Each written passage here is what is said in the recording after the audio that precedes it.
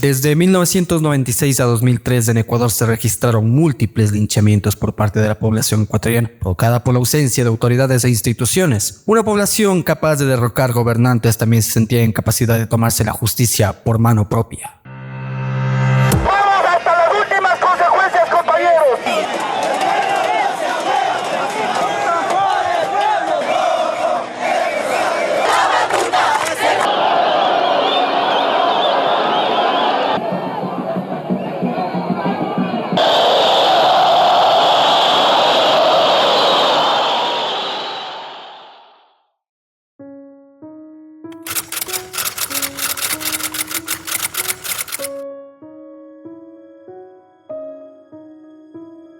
Los primeros años del 2000 fueron muy caóticos para la población ecuatoriana, un país que venía de una reciente dolarización con consecuencias sociales, entre esas la delincuencia y la creciente de la misma, por lo que los delincuentes empiezan a hacer de las suyas en varias ciudades del país.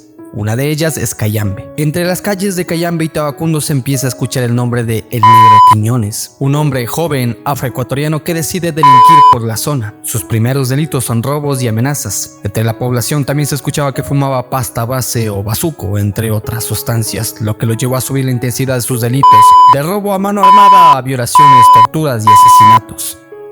Esto lo llevó a ser atrapado por la policía en varias ocasiones, pero solo en 2 de ellas llevado a prisión, pero por muy poco tiempo. Esto por falta de pruebas y de la denuncia por parte de los pobladores, ya que temían que Quiñones tomara represalias contra quien lo acusaba. Entre fallidas capturas por parte de la policía, pese a ser denunciado, Quiñones era puesto en libertad varias horas después de ser capturado, lo que lo llevaba a darse cuenta de que era inmune ante la justicia, y esto fortalecía su instinto criminal. Cayambe y Tabacundo vivían bajo los constantes delitos y amenazas de Quiñones. Varias niñas y mujeres, como también hombres, fueron víctimas de este tipo. Una de ellas fue una chica de 15 años a quien Quiñones abusó de ella, y no satisfecho con eso, le cortó los pezones con un cuchillo que solía llevar consigo y que era característico del delincuente.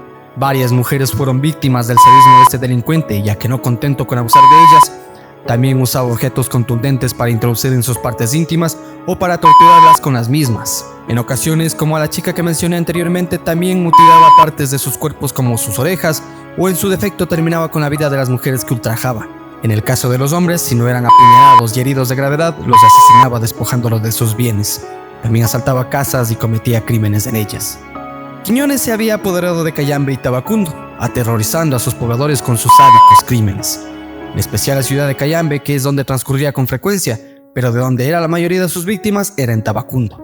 Los crímenes de Quiñones crecían y junto a él también la indignación y la sed de venganza de cientos de pobladores, ganándose el respeto pero por miedo, y con él también el odio, ya que por culpa de leyes blandas de la justicia, salía en libertad con agilidad, indignando aún más a los pobladores y ocasionando que tarde o temprano esto estallara. En las comunidades aledañas a los cantones se oía que ajusticiaban a los que robaban y cometían fechorías. Los demás pobladores, al oír estos sucesos, deciden comenzar a hacer lo mismo, y así fue, ya que la noche del jueves 12 de enero del 2003, mientras Quiñones transitaba las calles de Tabacundo en busca de su siguiente víctima, varios habitantes de un barrio popular de la zona jugaban ecuavoli, pero los alertaron los gritos de una mujer quien estaba siendo víctima de Quiñones, ocasionando que los vecinos del lugar corrieran a socorrerla. Pero los vecinos corren tras él con la posibilidad de capturarlo. Lamentablemente, Quiñones es hábil y rápido y logra con éxito escapar del lugar. Los relatos cuentan que se fue caminando por la Panamericana hacia el cantón de Cayambe, donde se resguardaría solo para en la noche salir a delinquir otra vez. Esta vez su lugar para encontrar su próxima víctima es el sector de Puntiachil, en Cayambe, donde había violado a una chica, pero los gritos de la misma alertaron a los moradores, quienes salieron rápidamente en su ayuda, capturándolo exitosamente y ajusticiándolo por un momento, ya que minutos después llegó la policía para evitar que linchen a Quiñones, llevándolo al retén de la policía para salvaguardarlo. Lamentablemente la ciudadanía tanto de Cayambe y Tabacundo estaban hartos de que fuera liberado, así que deciden organizarse los vecinos de ambos cantones para ir al destacamento policial a exigir que no lo liberen y que lo encierren definitivamente. A estas alturas ya se había corrido rápidamente el rumor de que capturaron a Quiñones y que estaba en el destacamento policial de Cayambe. Para este punto la población también ya se había dividido en la manera en que se haga justicia. Unos simplemente exigían su encierro definitivo y otros exigían que lo querían para ser ajusticiado por el pueblo. Y así fue. La mañana del 13 de enero del 2003 a las 9 a.m. se especula que miles de personas, alrededor de 2000, se reunieron a las afueras del destacamento policial donde se encontraba recluido Quiñones. Como lo dije anteriormente, las opiniones dentro de la multitud estaban divididas, pero más influencia ejercía el que querían tomarse la justicia por mano propia. Y así fue.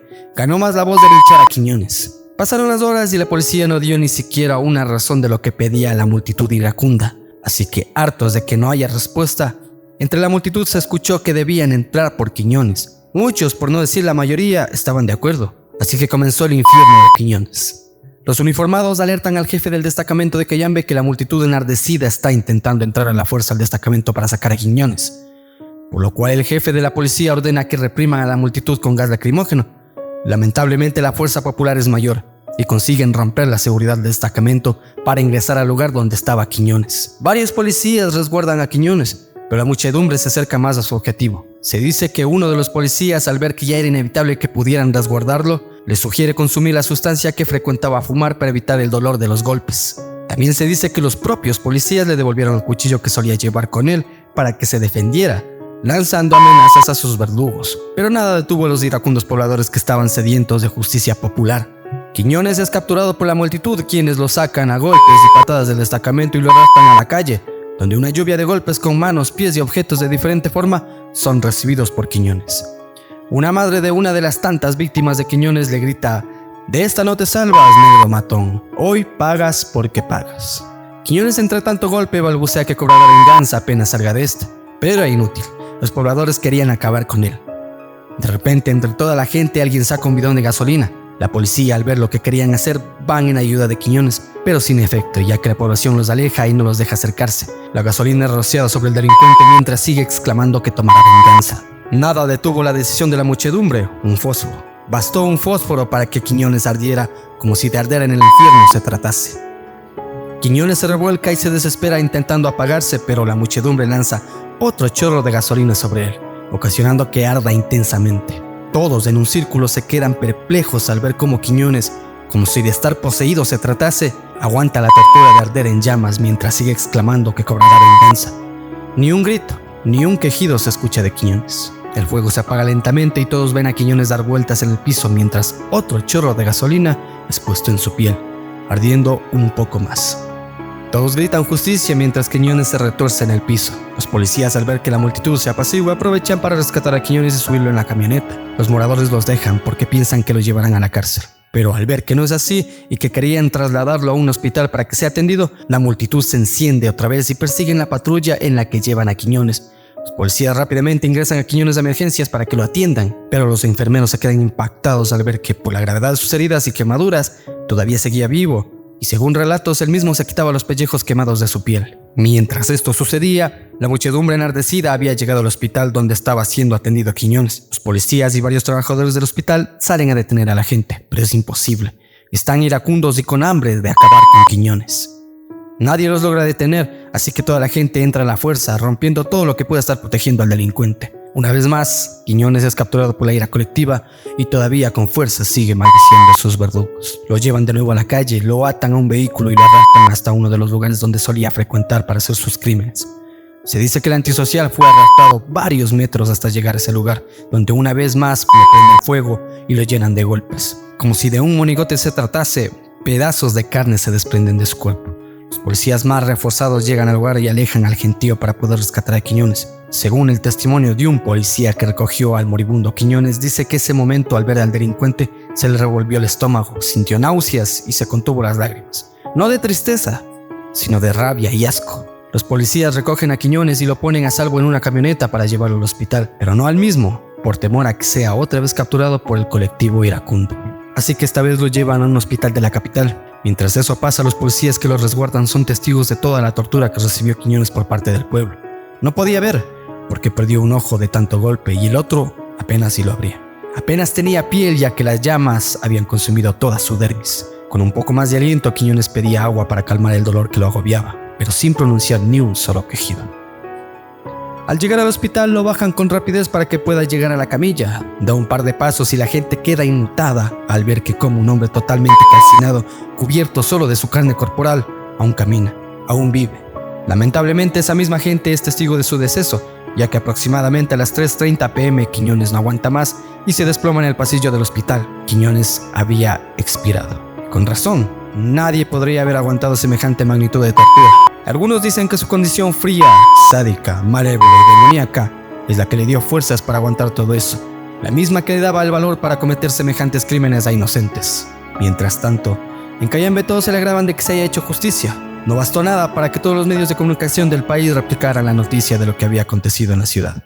Cayambe había enviado un poderoso mensaje a todos los delincuentes, dando a saber el poder de su gente y qué es lo que les iba a pasar si volvían a hacer sus fechorías en la ciudad.